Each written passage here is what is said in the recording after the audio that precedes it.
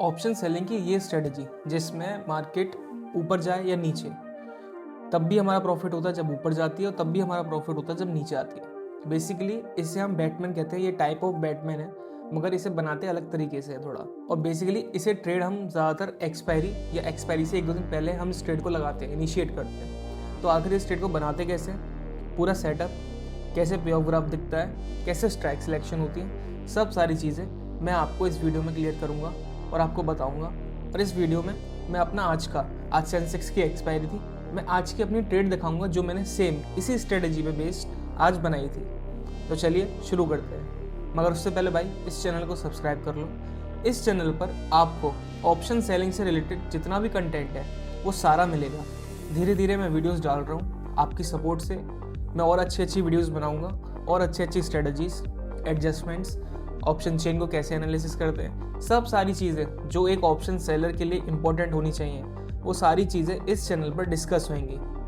ठीक है, पहले आप सब्सक्राइब करो, बेल आइकन को दबा दो, जिससे आने वाली कोई भी वीडियोस आपसे मिस ना हो। तो चलिए शुरू करते हैं। तो बेसिकली हम इस स्ट्रेटजी को कहते हैं बैटमैन। देखिए, कॉन्सेप्ट तो इसका बैटमैन वाला ही है, मगर इसके जो एडजस्टमेंट्स होते हैं जिस हिसाब से हम स्ट्राइक चूज़ करते हैं वो अलग है।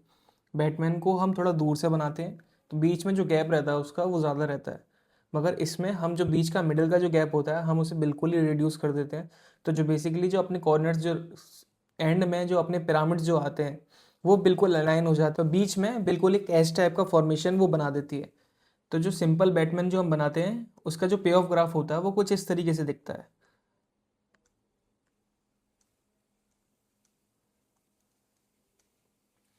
ये अपने ब्रेक इवन्स होते हैं, यहाँ अपना मैक्स प्रॉफिट होता है।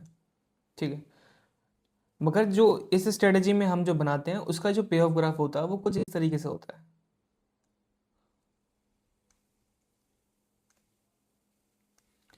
तो जो हमारा सिंपल बैटमैन में ये जो हमारा गैप होता है हम इसे बिल्कुल ही रिड्यूस कर देते हैं। ऐसा क्यों?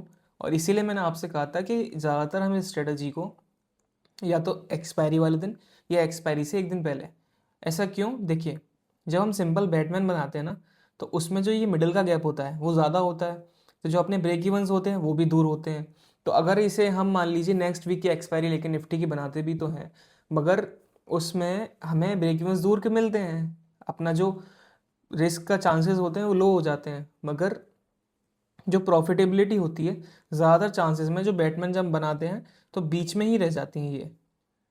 तो जो मैक्स प्रॉफिट होता है वो रीच नहीं कर पाते हैं। मगर इस स्ट्रेटजी में क्या होता है, इसमें अपन जो बीच का गैप होता है हम इसे बिल्कुल ही हटा देते हैं। अब मार्केट क्या है, मार्केट यहाँ सेंटर में तो रहेगी नहीं। बेसिकली जब हम बनाते हैं स्ट्रेटजी को तब मार्केट को हम बीच में बिल्कुल सेंटर में लेके बनाते हैं, मगर अब मार्केट पूरे दिन में तो कहीं ना कहीं चलेगी, अगले दिन भी कहीं जाएगी। तो वो क्या होता है, सेंटर में ना रह के कभी यहाँ पहुँच जाती है, कभी यहाँ पहुँच जाती है, कभी नीचे आ जाती है।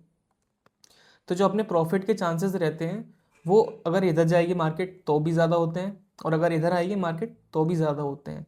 बेसिकली जैसे जैसे नीचे गिरेगी तो अपन की जो प्रॉफिटेबिलिटी है वो भी इंक्रीज़ होगी, और जैसे जैसे ऊपर जाएगी तो भी हमारी प्रॉफिटेबिलिटी इंक्रीज़ होगी। अब मैं आपको लेके चलता हूँ सीधे सेंसिबल पे, वहाँ मैं आपको इस स्ट्रेटजी को कैसे बनाते हैं वो मैं आपको बताता हूँ। आप देख सकते हो हम सेंसिबल पे आ चुके हैं। तो अभी आप देखोगे जो हमारी बैंक निफ्टी है वो करंट प्राइस जिसकी है आज क्लोजिंग जो दी है वो 56,047।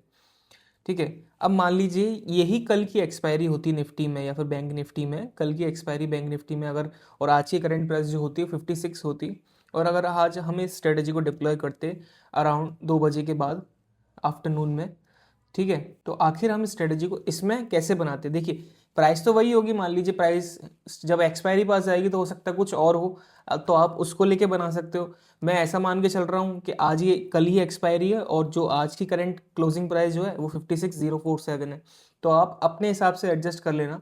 ठीक है, तो जो हमारी करंट बैंक निफ्टी की जो प्राइस है वो 56,047 ये है।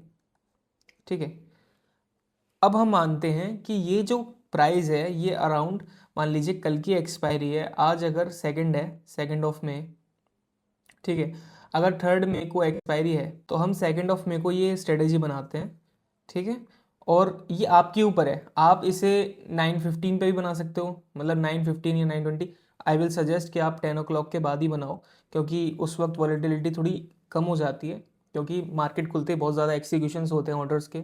बहुत सारे ऑर्डर्स लगते हैं, बहुत सारे ऑर्डर्स स्क्वायर ऑफ होते हैं, तो मार्केट में वोलेटिलिटी हाई होती है, तो प्रीमियम्स बहुत ज़्यादा फ्लक्चुएट करते हैं, तो आपको करेक्ट प्रीमियम मिलना थोड़ा मुश्किल हो जाता है। हो सकता है आपका ऑर्डर गलत प्रीमियम पे लग जाए, 10 बजे तक आते आते वो प्रीमियम 120 हो जाए और आपका ऑर्डर 9:15 9:20 पे अराउंड 90 रुपये 80 रुपये का प्रीमियम आपका ऑर्डर उस पर लग जाए। ठीक है, तो ये आपके ऊपर है, अगर आप रिस्क टॉलरेट कर सकते हो। क्यों?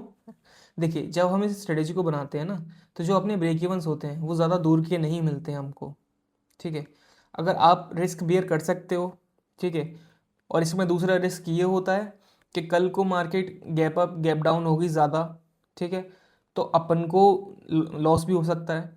इसलिए आई विल रिकमेंड कि आप इसे जिस दिन एक्सपायरी है उस दिन इनिशिएट करें 10 AM के बाद, क्योंकि जिस दिन आप मान लीजिए जिस दिन एक्सपायरी है उस दिन आप अगर इसे डिप्लॉय करोगे तो आपका जो गैप अप गैप डाउन का रिस्क है वो कम हो जाएगा। सेकंड थिंग, लास्ट डे होगा तो आपकी जो सारे प्रीमियम्स हैं वो डीके तो होने ही हैं, ज़ीरो तो होने ही हैं, तो डीके फास्ट होगा क्योंकि उसी दिन सारे डीके हो जाना है, सारे प्रीमियम ज़ीरो पे पहुंच जाने हैं, तो अपन के प्रॉफिटेबिलिटी के चांस ज़्यादातर एक्सपायरी वाले दिन ज़्यादा होते हैं। तो अपन सीधे चलते हैं और बनाते हैं, आपको मैं बना के दिखाता हूँ। हम आ गए बैंक निफ्टी पे।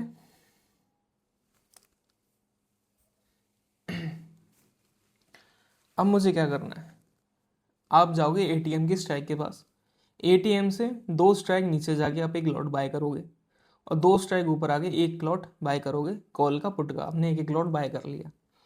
अब उसके बाद आपको क्या करना है, जो आपने लॉट बाय करे उनसे 2 स्ट्राइक ऊपर और 2 स्ट्राइक नीचे पुट में आपको जाके सेल के 2 2 लॉट ऐड करने हैं। जैसे कि मैंने यहाँ पे पुट में 56,100 की एक लॉट बाय कर ली, अब मैं 2 स्ट्राइक नीचे जाके 55,900 पे जाके सेल के 2 लॉट ऐड कर दूंगा। सेम मैं यहाँ करूँगा 60 लॉट्स। ठीक है, अब अपन का जो पे ऑफ ग्राफ है वो कुछ इस तरीके से दिख रहा है। अब आपको इसमें करना क्या है, आपको करना है इसमें थोड़ा स्ट्राइक के साथ खेलना है। आपको आपका जो ये बीच वाला गैप है इसे आपको रिड्यूस करना है और बिल्कुल ऐसा पे ऑफ ग्राफ बना देना है जैसा मैंने आपको बताया था। हम ये मान के चल रहे हैं कि आज इसकी एक्सपायरी है और जो सुबह 10 बजे जो करंट प्राइस जो चल रहा है बैंक निफ्टी निफ्टी किसी में भी इंडेक्स में वो ये चल रहा है, तो हम उस हिसाब से लेके चल रहे हैं। ठीक है, तो मैं क्या करूँगा, यहाँ थोड़ा स्ट्राइक्स को ऊपर नीचे करके देखूंगा।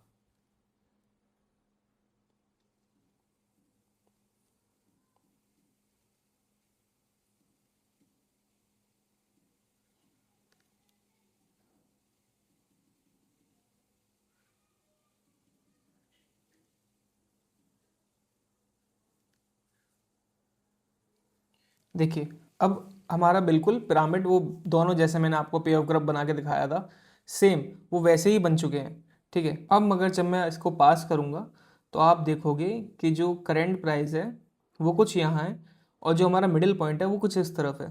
तो मैं सिंपल क्या करूँगा, आपको यहाँ शिफ्ट दिख रहा है सेंसिबल में, मैं इसे माइनस पे करूँगा।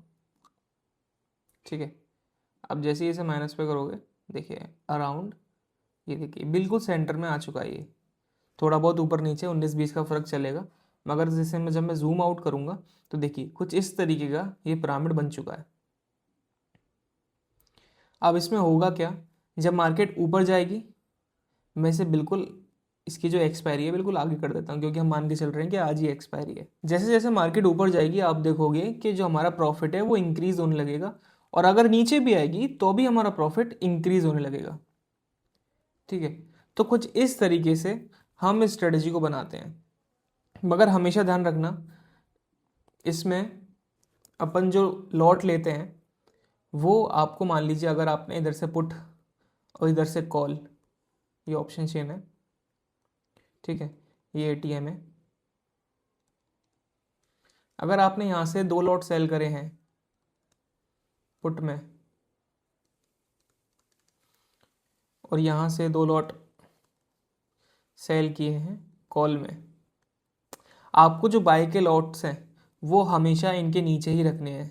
आप कहीं भी रख सकते हो इनसे नीचे, यहाँ पर भी आपको थोड़ा स्ट्राइक्स को ऊपर नीचे करके देखना है और आपका बिल्कुल परफेक्ट वो एक पॉइंट पे आके वो बन जाएगा। और अगर नहीं भी बन रहा है, कभी कभी ऐसा होता है कि प्रीमियम्स की वजह से हमारा जो प्रॉपर ग्राफ वो नहीं बन पाता है।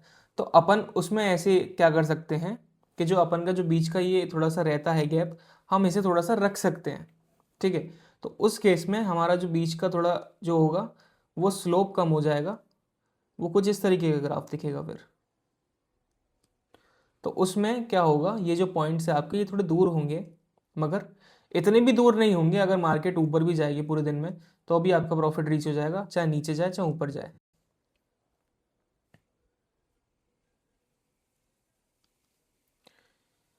आपको हमेशा सेल और बाय दोनों के लॉट जो हैं वो 2:1 में ही लेने, यानी कि अगर 2 लॉट सेल करे हैं तो 1 लॉट आप बाय करोगे, 4 लॉट सेल करे हैं तो 2 लॉट आप बाय करोगे, 8 लॉट अगर सेल किए हैं तो 4 लॉट आप बाय करोगे। तो कुछ इस तरीके से अपन के रेशियो चलेंगे। अब मैं आपको आज की अपनी ट्रेड दिखाता हूँ जिसमें मैंने ये ट्रेड सेम स्ट्रेटजी पे मैंने ये ट्रेड बनाया था। तो आप अगर मेरे पे ऑफ ग्राफ को देखोगे, सेंसेक्स में आज एक्सपायरी थी, आज 7 मई है, ठीक है।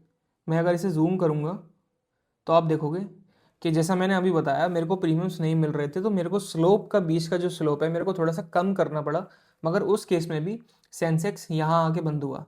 अब होता क्या है देखिए, बेसिकली जिस दिन एक्सपायरी होती है उस दिन प्रीमियम्स डीके तो होते हैं, मगर कुछ ना कुछ पॉइंट्स आपको छोड़ जाते हैं।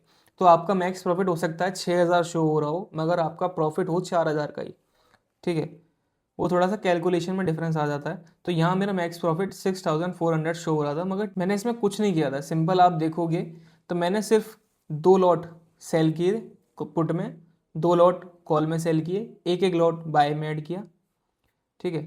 तो अपना जो ग्राफ है कुछ इस तरीके से दिखा, और इसमें जो मेरा मार्जिन वो लगा अराउंड 3.5 लैक्स के अराउंड का मार्जिन आपको लेके चलना पड़ेगा। बेसिकली जिस दिन एक्सपायरी होती है उस दिन मार्जिन ज़्यादा लगता है, तो आपको थोड़ा सा मार्जिन ज़्यादा लेके चलना पड़ेगा। तो ये थी एक expiry trading strategy option selling के लिए। कैसी लगी आपको, या आपको कोई और अगर डाउट है तो आप कमेंट सेक्शन में मेरे को बताएं, या आपका कोई और सजेशन है इसको लेके तो अभी आप मेरे को बता सकते हो, ठीक है। Till then subscribe this channel, hit the like button और बेल आइकन को ज़रूर दबा दें जिससे आने वाली वीडियोस आपसे मिस ना हो। Till then trade safe, be safe, bye.